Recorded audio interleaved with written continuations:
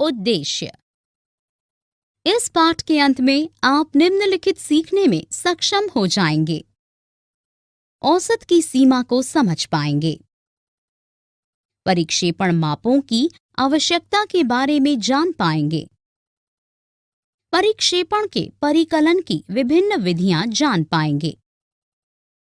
विभिन्न विधियों का उपयोग करके परिक्षेपण का परिकलन जान पाएंगे। निरपेक्ष और सापेक्ष परिक्षेपण के बीच अंतर जान पाएंगे। लॉरेंस वक्र के बारे में जान पाएंगे। परिक्षेपण की माप प्रस्तावना। परिक्षेपण क्या है? परिक्षेपण हमें वह सीमा बताता है जिस सीमा तक वितरण के मूल्य मान वितरण के औसत से भिन्न होते हैं। विचरण की सीमा पता लगाने में सहायता करने वाली कई मापें हैं, जैसे परास, चतुर्थक विचलन, मानक विचलन, माध्य विचलन। इन सभी विधियों द्वारा एक संख्यात्मक मूल्य दिया जाता है। लेकिन परिक्षेपण का मापन करने की एक आरेखीय विधि भी है। इन सभी मापों के बीच अंतर यह है कि परास और चतुर्थक विचलन प्रसार का परिकलन करके परिक्षेपण का मापन करते हैं, जिसमें मूल्य स्थित होता है। माध्य विचलन और मानक विचलन वह सीमा का पता लगाते हैं जिस सीमा तक मूल्य औसत से भिन्न होता है। मूल्यों के प्रसार पर आधारित माप। परास, यह वितरण में सबसे बड़े और सबसे छोटे मूल्य के बीच का अंतर है। R बराबर L घटा S। परास का उच्च मूल्य उच्च परिक्षेपण का द्योतक होता है और परास का निम्न मूल्य निम्न परिक्षेपण का द्योतक होता है। परास समझने और उपयोग करने के लिए एक बहुत ही सरल विधि है। उदाहरण के लिए, एक निश्चित गांव के एक पुरुष निवासी की नाड़ी दर। चतुर्थक विचलन, यदि एक भी अत्यंत उच्च या निम्न मूल्य परास है तो इस परास मापन का कोई फायदा नहीं है। ऐसी स्थिति में यदि आंकड़ों को 4 समान भागों में विभाजित किया जाता है, जिसमें से प्रत्येक में 25% मूल्य होते हैं, हमें चतुर्थकों और माध्यिका के मूल्य मिलते हैं। ऊपरी और निचले चतुर्थक का उपयोग अंतर चतुर्थक परास का परिकलन करने के लिए किया जाता है, जो कि Q3 से Q1 है। अंतर चतुर्थक परास वितरण में 50% मध्य मूल्यों पर आधारित होता है। अंतर चतुर्थक परास के आधे भाग चतुर्थक विचलन QD कहा जाता है। इस प्रकार QD को अर्ध अंतर चतुर्थक परास भी कहा जाता है। चतुर्थक और परास का परिकलन। असमूहित आंकड़ों के लिए परास और चतुर्थक विचलन का परिकलन। आइए हम इसे एक उदाहरण से समझते हैं। निम्नलिखित प्रेक्षणों के परास और चतुर्थक विचलन का परिकलन कीजिए। 20, 25, 29, 30, 35, 39, 41, 48, 51, 60 और 70। इस प्रश्न में परास का स्पष्ट रूप से 70 घटा 20 बराबर 50 के रूप में परिकलन किया जाता है। चतुर्थक विचलन का परिकलन हमें Q3 और Q1 का परिकलन करना होगा। Q1 n/1वां बटा 4 मूल्य मान का आकार है।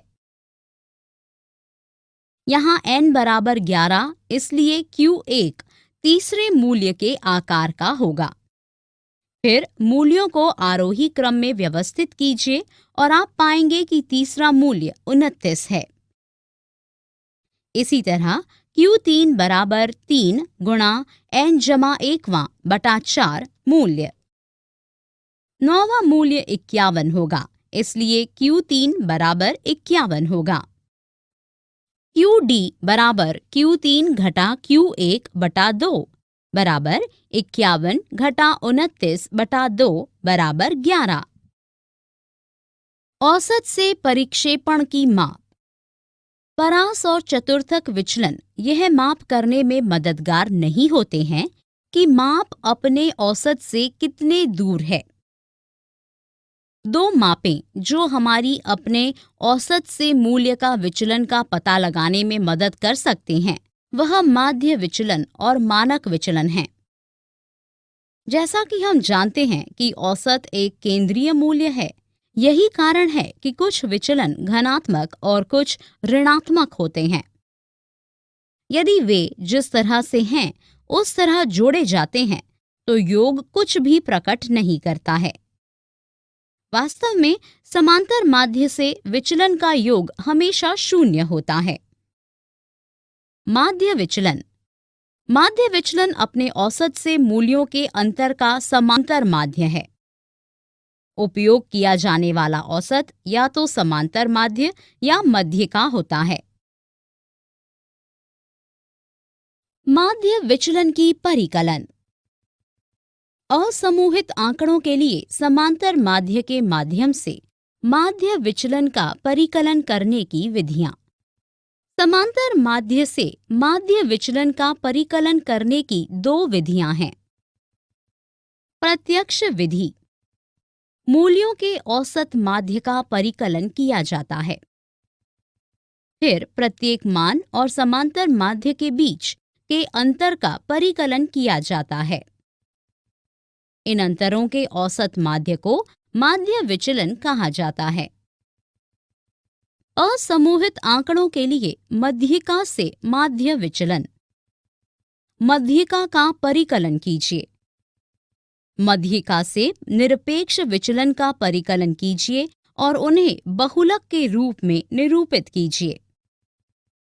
इन निरपेक्ष विचलनों का औसत ज्ञात कीजिए और यह माध्य विचलन है। संतत वितरण के लिए माध्य से माध्य विचलन। वितरण के माध्य का परिकलन कीजिए। निरपेक्ष विचलन का परिकलन कीजिए। F बहुलक मूल्य प्राप्त करने के लिए प्रत्येक निरपेक्ष विचलन को उसकी संबंधित बारंबारता से गुणा कीजिए। योग F बहुलक प्राप्त करने के लिए उनका योग कीजिए। दिए गए सूत्र को लागू कीजिए। माध्य विचलन x बार बराबर योग F बहुलक D बटा योग F। मानक विचलन। मानक विचलन माध्य से वर्ग विचलन के माध्य का धनात्मक वर्गमूल है। इसलिए अगर 5 मूल्य x1, x2, x3, x4 और x5 है तो पहले हम उनके माध्य का परिकलन करेंगे। तब माध्य से मूल्यों के विचलन का परिकलन किया जाता है। इन विचलनों का वर्ग किया जाता है। विचरण का धनात्मक वर्गमूल मानक विचलन होता है। असमूहित आंकड़ों से मानक विचलन का परिकलन। एकल मूल्य के मानक विचलन का परिकलन करने की 4 विधियां हैं। इन सभी विधियों द्वारा मानक विचलन का एक ही मूल्य दिया जाता है। मानक विचलन का परिकलन। वास्तविक माध्य विधि। मान लीजिए कि हमें निम्नलिखित मूल्यों मानों 5, 10, 25, 30, 50 के मानक विचलन का परिकलन करना है। पहला चरण x बार का परिकलन करना है जो 5 जमा 10 जमा 25 जमा 30 जमा 50 बटा 5 बराबर 120 बटा 4 बराबर 24 के बराबर है।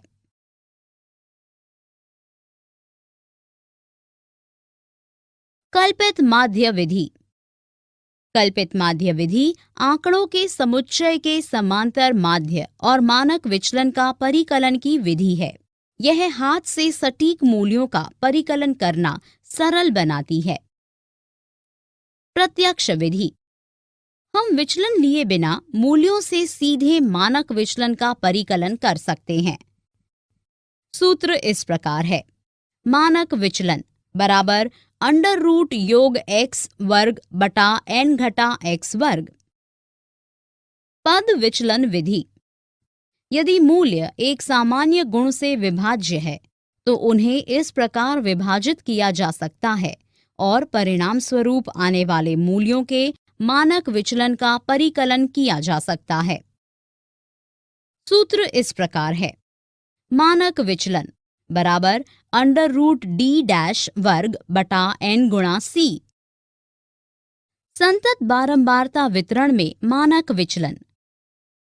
निम्नलिखित में से किसी भी एक विधि द्वारा समूहित आंकड़ों के लिए मानक विचलन का परिकलन किया जा सकता है। वास्तविक माध्य विधि, कल्पित माध्य विधि, पद विचलन विधि। वास्तविक माध्य विधि। वास्तविक माध्य विधि के माध्य से मानक माध्य का परिकलन करने का सूत्र है मानक विचलन बराबर अंडर रूट एफ डी वर्ग बटा n। कल्पित माध्य विधि। कल्पित माध्य से विचलन लेकर मानक विचलन का परिकलन किया जा सकता है। सूत्र इस प्रकार है। मानक विचलन बराबर अंडर रूट योग एफ डी वर्ग बटा n घटा योग एफ डी बटा n होल स्क्वायर। पद विचलन विधि। यदि विचलन के मूल्य एक सामान्य गुणक से विभाज्य हैं तो पद विचलन विधि द्वारा परिकलन को सरल किया जा सकता है। सूत्र इस प्रकार है। मानक विचलन बराबर अंडर परिक्षेपण की निरपेक्ष और सापेक्ष माप। अभी तक हमने जिन मापों पर चर्चा की है वे परिक्षेपण की निरपेक्ष माप हैं। वे जिस मूल्य मान की कई बार व्याख्या करना मुश्किल होता है उसका परिकलन करते हैं। निरपेक्ष मान की एक और कमी यह है कि इन मापों द्वारा मूल मूल्य इकाइयों में उत्तर दिया जाता है। उदाहरण के लिए यदि मूल्य को किलोमीटर में व्यक्त किया जाता है तो परिक्षेपण भी किलोमीटर में होगा। हालांकि यदि इन्हीं मानों को मीटर में व्यक्त किया जाता है तो निरपेक्ष माप भी मीटर में उत्तर देगा और परिक्षेपण का मान 1000 गुना प्रतीत होगा। सापेक्ष परिक्षेपण। इन समस्याओं को नियंत्रित करने के लिए परिक्षेपण की सापेक्ष माप पेश की जाती है। प्रत्येक निरपेक्ष माप का एक सापेक्ष प्रतिरूप होता है। जैसे परास के लिए समकक्ष परास का गुणांक होता है, माध्य के लिए माध्य का गुणांक होता है। मानक विचलन के लिए सापेक्ष माप को विचरण का गुणांक कहा जाता है, जिसका इस प्रकार परिकलन किया जाता है। मानक विचलन बटा समांतर माध्य गुणा 100। लॉरेंज वक्र क्या है? यह वितरण में असमानताओं का अनुमान लगाने हेतु एक आरेखीय माप है। लॉरेंज वक्र आय या धन संपत्ति के वितरण का आरेखीय निरूपण है। इसे मैक्स ओ लॉरेंज ने 1905 में धन संपत्ति वितरण की असमानता निरूपित करने के लिए विकसित किया था। लॉरेंज वक्र असमानता की मात्रा को इंगित करने के लिए संचयी तरीके से व्यक्त की गई जानकारी का उपयोग करता है। सारांश। आइए हमने जो कुछ सीखा है उसे संक्षेप में दोहराएं। परिक्षेपण हमें वह सीमा बताता है जिस सीमा तक वितरण में मूल्य मान वितरण के औसत से भिन्न होते हैं। परास वितरण में सबसे बड़े और सबसे छोटे मूल्य के बीच का अंतर है। चतुर्थक विचलन में यदि आंकड़ों को 4 समान भागों में विभाजित किया जाता है, प्रत्येक में 25% मूल्य होते हैं। हमें चतुर्थक और मध्यिका के मूल्य मिलते हैं। माध्य विचलन और मानक विचलन 2 माप हैं जो हमारी अपने औसत से मूल्यों का विचलन पता लगाने में मदद कर सकते हैं। माध्य विचलन अपने औसत से मूल्यों के अंतर का समांतर माध्य है। प्रयुक्त औसत या तो समांतर माध्य या मध्य का है। समांतर माध्य से माध्य विचलन का परिकलन करने की दो विधियां हैं। मानक विचलन माध्य से वर्ग विचलन के माध्य का घनात्मक वर्गमूल है।